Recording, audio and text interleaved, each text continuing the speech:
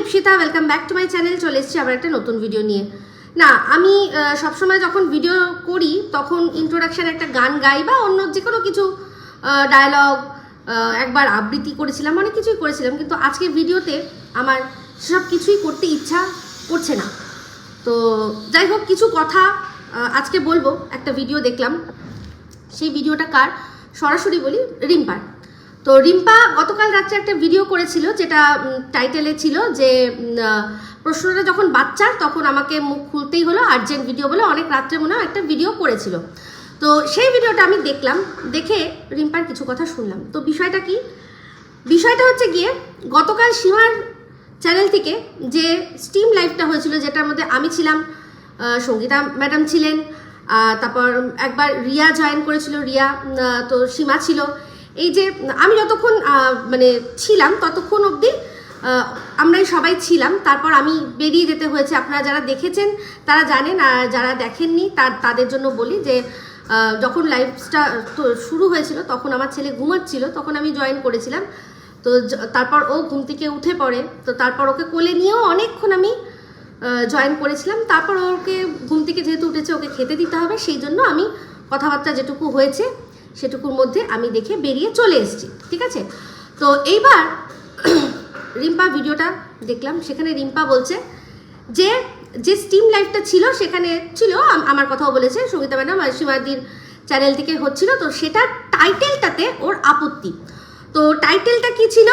যে এবার মর্কটের ছেলের স্কুলেও যাওয়া হবে, জানানো হবে সব কিছু, ঠিক আছে। তো এই টাইটেলটাতে ওর আপত্তি। তো তারপর ভিডিওটা যখন ও শুরু করলো, বললো যে হ্যাঁ, টাইটেলটা এরকম ছিল ঠিকই, কিন্তু আমি লাইভটা পুরোটাই দেখেছি, কিন্তু তার মধ্যে এই মূল বিষয়বস্তুটা নিয়ে, যেটা নিয়ে টাইটেল দেওয়া হয়েছে, সেই টাইটেলটা মানে সপক্ষে কোনো কথাই বলা হয়নি, এরকম কোনো কথা বলাই হয়নি। কোনো বাচ্চা স্কুলে যাওয়া হবে বা কিছু সেটার জন্য কিছু করা হবে সেসব বলেনি। বিষয়বস্তু সম্পূর্ণই আলাদা ছিল, আর টাইটেলটা সম্পূর্ণ আলাদা ছিল। কিছু আইন সংক্রান্ত বিষয়, কিছু জিনিস, সেগুলো আর কি সঙ্গীতা ম্যাডাম সব কিছু ক্লিয়ার করে দিয়েছিলেন। তো সেটাই আর কি রিম্পা দেখেছে, আর সেটাই বললো যে না, ভেতরে কিছু ছিল না, কিন্তু টাইটেলটা। তাহলে এবার রিম্পা, তোমাকে বলি যে যখন তুমি দেখলে যে বিষয়বস্তুর ভেতরে কিছুই নেই, শুধু টাইটেলটাই ওই রকম লেখা, তার মানে তুমি বুঝতেই পারলে যে এটা ক্লিক বেট করা হয়েছে। তো ক্লিক বেট করাটা কি খুবই অন্যায়? ক্লিক বেট করো না, তুমি করো না। তুমি তোমার ভিডিওর মধ্যে দেখো, তোমার বেশিরভাগই থাকে যেগুলো মানে কথাটা তুমি যে ব্লগারের সপক্ষে বলছো সেটাকে তুমি নেগেটিভভাবে লিখে তারপর ভেতরে যখন যাবে তখন মানুষ দেখবে যে না, তুমি পজিটিভ কথা বলছো। এটা তো তোমার প্রত্যেক কটা ভিডিওতে থাকে, তাই না?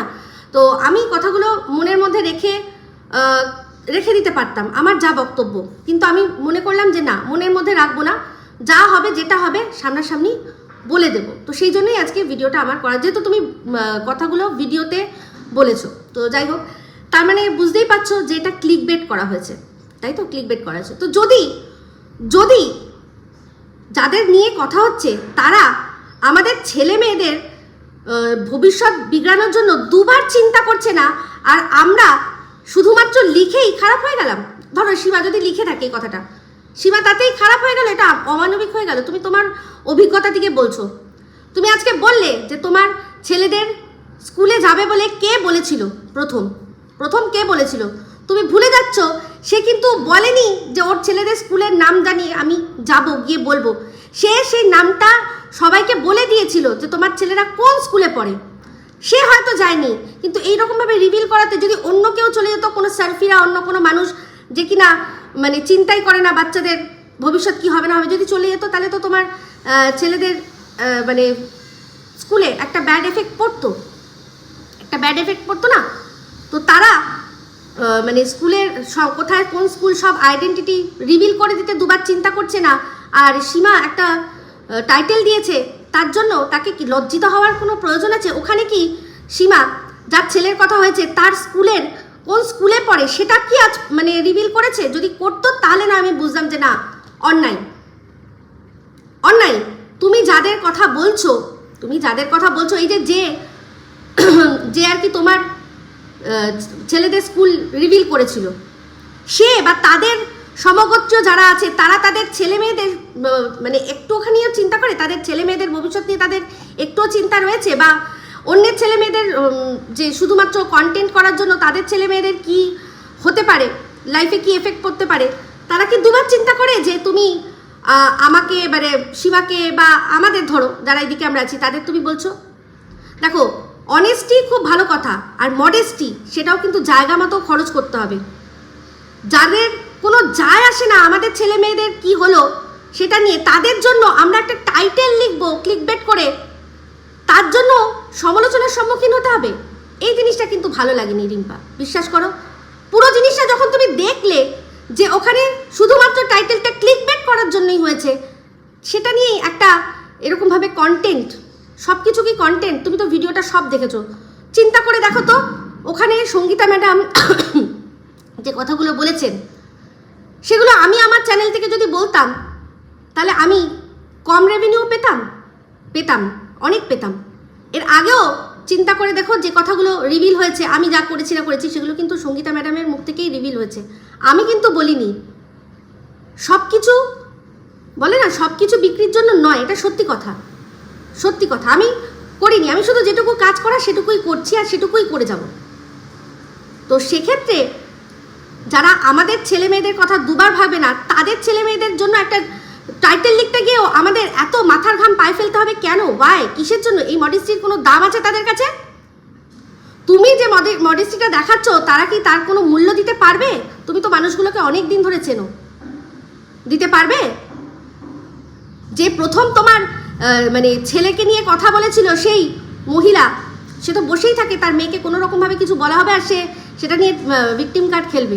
আজকে যাক তার মেয়েকে সবচেয়ে নোংরাভাবে যে বলেছে তারই চ্যানেলে গিয়ে তার পা চাটছে, দেখে অবাক হয়ে যাই। আর যাকে জড়িয়ে বলেছে সেও এখন বলছে একত্রিত হওয়ার ডাক দিচ্ছে। এরা নিজেদের বাচ্চার কথা ভাবে, চিন্তা করে যে তুমি চিন্তা করছো, চিন্তা করে? সবচেয়ে বড় কথা, তুমি যদি ভিডিওটা মানে লাইভটা যদি ভালো করে দেখেছিলে তাহলে তোমার চিন্তা করা উচিত ছিল সঙ্গীতা ম্যাডাম যে কথাগুলো যখন বলছিল যদি শুনতে ভালো করে আর তার যদি গভীর অর্থটা বার করতে পারতে তাহলে তুমি মনে হয় এই ভিডিওটা করতে না। সঙ্গীতা ম্যাডাম কি বললেন? যে আজকে যে স্টার মলের ঘটনাটা যে বর্ণনা করে যেটা করেছে সেখান থেকে আমার সাথে যে আমার ছোট বাচ্চাটি গেছিল সেটা বেমালুম গায়েব করে দিয়েছে। কেন? কারণ সবাই বুঝতে পারবে যে একটা ছোট বাচ্চাকে নিয়ে কেউ তার বাবা মা কোথাও গুন্ডামি করতে যায় না, অন্তত বা হট্টকও করতে যায় না। যদি সেটা করার হয় তার অনেক পন্থা থাকে, সেরকম লোকজন নিয়ে যাবে, বন্ধু বান্ধব নিয়ে যাবে। কেউ তার কলেজ গোয়িং মেয়ে আর তার আন্ডার 5-এর বাচ্চাকে নিয়ে কোথাও গিয়ে মস্তানি বা হেনস্থা বা ওইসব ধরনের কিছু করতে যায় না। সেই জন্য বেমালুম আমার বাচ্চাটার নাম লুকিয়ে গেছে, কিন্তু চিন্তা করে দেখো আমার কলেজ গোয়িং মেয়েটার নাম দিয়েছে, যাতে কোনোভাবে যদি তাকে এই বিষয়টা জড়ানো যায় তাহলে তার যাতে ভবিষ্যৎটা নষ্ট করতে পারা যায়। তাহলে কত বড় ক্রিমিনাল মাইন্ডেড, বুঝতে পারছো? আর সেই ধরনের মানুষ, সেই সেম মেন্টালিটির মানসিকতা যারা মাথায় পুষছে, তাদের বাচ্চাদের জন্য একটা জিনিস লিখতে গিয়েও আমাদের বিবেকের মধ্যে 108 বার কোবরা দংশন করবে, সেটা হওয়া উচিত? আর কি উচিত তুমি চিন্তা করে দেখো তো। তুমি যখন দেখলে যে ওর মধ্যে কিছুই নেই, এমনকি সে তার বাচ্চা কোন স্কুলে পড়ে সেটারও কোনো কিছু বলা নেই, তাহলে এই কথাগুলো আমার মনে হয় তুমি না বললেই পারতে। বলেছো তুমিও হয়তো তোমার মনের মধ্যে রাখুনি, কিন্তু বিশ্বাস করো বলছি, হ্যাঁ আমি বুঝতে পারছি তুমি তারপর আরেকজনের কথা বললে, যার ওপর রাগটা তোমার আরও বেশি, কারণ সে তোমার বন্ধু ছিল। তারপর বন্ধু হয়ে তোমার সাথে যা করছে বা করেছে মানছি, সে তো আরও বেশি আমার কাছে ঘৃণ্য।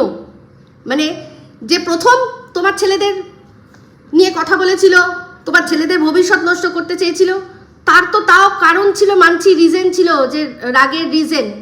তোমার সে শত্রু ছিল, সে তোমার ক্ষতি করতেও পারে, কিন্তু তোর পরবর্তীকালে যেটা বললে যে যে বাচ্চাগুলো যাকে আন্টি আন্টি বলতে বলতে যাদের মুখ কি বলবো অস্তব্যস্ত হয়ে যেত, সেই মহিলাই যখন তোমার বাচ্চাদের ভবিষ্যৎ নষ্ট করার কথা তার মুখ থেকে যখন তুমি শুনেছো, মানছি আমি খুব খারাপ লাগছে, সেটা আরও বেশি। এর এই যে তোমার শত্রু, তার ওই অন্যায়টা যদি পাপ হয়, তাহলে এই তোমার যে বুনু ছিল তার এই অন্যায়টা মহাপাপ, ক্ষমার অযোগ্য। বুঝতে পারছি, কিন্তু চিন্তা করে দেখো যে মডেস্টিটা কি জায়গা মতো খরচা করব আমরা নাকি? আজকে এই যার ছেলেকে নিয়ে লিখেছে, যার ছেলেকে নিয়ে যে টাইটেলটা দিয়েছে সীমা, সে একবারও চিন্তা করেছে আমাদের যে বড় বড় মেয়েগুলো, আমাদের যে সীমার মেয়ে যথেষ্ট বড়, আজ নয় কাল নয় পরশু কোনো না কোনো সময় তার বিয়ে হবে, তার সম্পর্কে নোংরা থেকে নোংরাতর কথা বলার সময় তার একবারও বুক কেঁপেছে যে সীমার হাত কাঁপা উচিত ছিল ওই কথাটা লেখার? আজকে আমার ব্লগের মধ্যে থেকে আমি আমার মেয়ের জন্মদিন, অনেক বন্ধু এসছে, তার মধ্যে একটা বন্ধুরই শুধু আমি, যেহেতু সে প্রথম এসেছিল তাই জন্য তার আমি খেয়ে রিভিউটা নেওয়ার জন্য আমি তার ক্যামেরা ধরেছি, পাশে আমার মেয়ে বসে আছে, সেখানে বলছে যে পাশের ঘরে মেয়ে কেন বন্ধুর সাথে একা? আরে ভাই একা কোথায়, আমি তো ক্যামেরাটা ধরে আছি, আর ক্যামেরার এপাশে আরও কতজন আছে। আমার বাসজনী বাড়িতে কোনো মানে এত গোপনীয়তা নেই, শুধু বেডরুম বাদে, টাপুরের যে ঘরটা সেটাতে কোনো দরজা নেই, ওর ঘরের ওপর দিয়ে আমাদের বাথরুম যেতে হয়, রান্নাঘর যেতে হয়, ডাইনিং টেবিল যেতে হয়, সব জায়গায় যেতে হয়। ঘরটার ওরকমই সিস্টেম, পুরোনো বাড়ি তো, পুরোনো দিনের বাড়ি তো। তো সেই ঘরে আমার মেয়ে বিছানার ওপর বন্ধুর সাথে বসে খাচ্ছে, আমি সেটা ক্যামেরাবন্দি করছি, বলছে মেয়ে পাশের ঘরে বন্ধুর সাথে একা একা কী করছিল। তখন ওই ছোটো লোক জানোয়ারটার বুক কেঁপেছিল? কাঁপেনি। তো এই ছোট লোকদের জন্য আমরা ছোট লোক হতে পারবো না, মানছি, কিন্তু এইটুকু ক্লিকবেট করে সীমা এমন কোনো অন্যায় করেনি। তুমি যদি বিষয়টা ভালো করে বুঝতে, তুমি আসলে তোমার অ্যাঙ্গেল দিয়ে বুঝেছো, তুমি নিজের কষ্টটা বুঝেছো, কিন্তু অপরজনের সাথে যেটা হয়েছে সেটাও চিন্তা করো। তুমি যদি ভালো করে শুনতে ভিডিওটা, মানে পুরো লাইফটা, তাহলে বুঝতে যে কত বড় ক্রিমিনাল মাইন্ডেড, কত বড় চক্রান্তকারী, বলে না অন্যকে চক্রান্তকারী, অন্যের মানে বাচ্চা, আমার তো বাচ্চা, ওর কাছে বাচ্চা নাই হতে পারে, অন্যের সন্তানের ভবিষ্যৎ নষ্ট করার জন্য যেরকম কুচক্রী অসভ্য মহিলা একটা, সে আর তারই মতো মানুষদের জন্য এইটুকু করে ঠিক করেছে। আমি তো বলবো যদি অভিযান চালায়ও তাহলেও ভুল করবে না, কারণ ওরা যেরকম মেন্টালিটি না, ওরা আমাদের বাচ্চাদের ক্ষতি করে এটা মনে করে যে আমরা সেটা ডিজার্ভ করি। ওরা যদি আমাদের বাচ্চার ক্ষতি করে, ওরা তার সপক্ষে যুক্তি এটাই দেবে যে তোরা বাজে, তোদের বাচ্চাদের সাথে বাজেই হওয়া উচিত, ওরা এই যুক্তিতে আমাদের বাচ্চাদের ভবিষ্যৎ নষ্ট করে দেবে। 2 মিনিট চিন্তা করবে না। যারা নিজেদের বাচ্চাদের জন্য চিন্তা করে না, তারা আমাদের বাচ্চাদের কি চিন্তা করবে? যারা বাচ্চাদের নিয়ে নোংরামি করে, তাদের সাথেই আবার সাথে গিয়ে পাচাটে, এ ধরনের ওটা ওয়াক থু মা। তো যাই হোক, যেটুকু বলার আমার এটুকুই বলার ছিল, তাই হয়তো ভেতরে পুষে রাখতে পারতাম, কিন্তু পুষে রাখবো না, তোমাকে বলে দিলাম। তো ওরা এইসব যুক্তি দিয়ে আমাদের বাচ্চাদের ভবিষ্যৎ নষ্ট করে দেবে, আমরা চুপচাপ হাঁ করে বসে মডেস্টি দেখাবো যে না বাচ্চাদের টানা উচিত নয়। ওই রকম মডেস্টি না, পুড়িয়ায় ঢুকিয়ে নিজেদেরই পেছনে গুজে নেওয়া উচিত, এটুকু আমার বক্তব্য, ঠিক আছে? তো তুমি হয়তো ওই অংশটা ভালো করে শোনোনি, যদি শুনতে আর যদি মানে বিচার করতে, হ্যাঁ, আর তোমার মনে থাকা উচিত ছিল যে এই মর্কট সীমার মেয়েকে নিয়ে কি করেছে।